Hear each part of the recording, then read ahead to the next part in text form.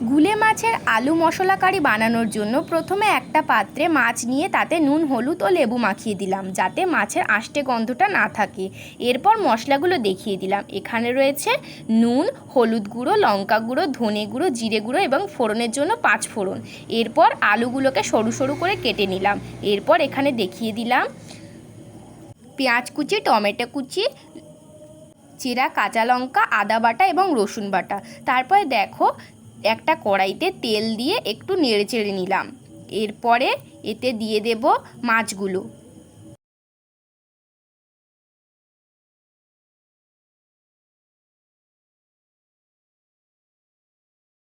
দেখো মাছগুলোকে সামান্য ভেজে নিলাম ওলট পালট করে।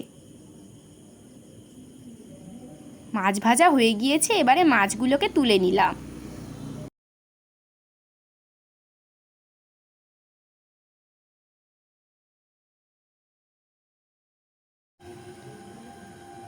দেখো এইভাবে মাছগুলোকে লাল লাল করে ভাজতে হবে।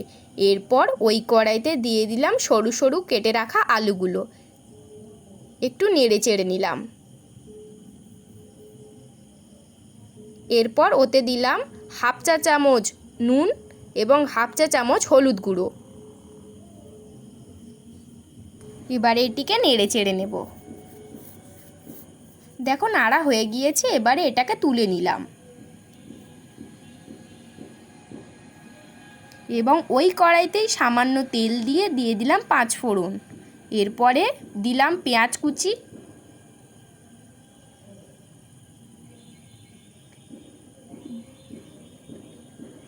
এটিকে একটু নেড়ে নেব।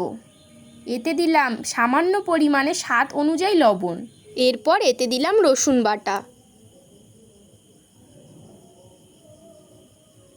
এরপরে এতে অ্যাড করলাম আদা বাটা, দিয়ে একটু সামান্য নেড়ে চেড়ে নেব। এরপর এতে দিয়ে দেব টমেটো কুচি,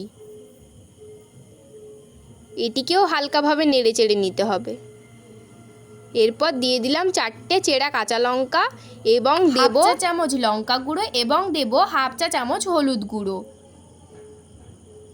দিয়ে এটাকে নেড়ে চেড়ে এতে অ্যাড করব সামান্য পরিমাণে জল। এরপর এতে অ্যাড করব হাফ চা চামচ ধনে গুঁড়ো এবং হাফ চা চামচ জিরে গুঁড়ো। দিয়ে এটাকে নেড়ে চেড়ে এর মধ্যে দিয়ে দেব ভেজে রাখা আলুগুলো।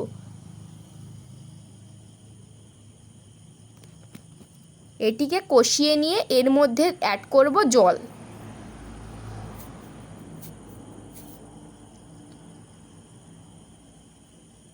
এটিকে 2 থেকে 3 মিনিটের জন্য এবার ঢাকা দিয়ে রাখবো। ঢাকা খুলে এর মধ্যে দিয়ে দেব ওই ভেজে রাখা মাছগুলি।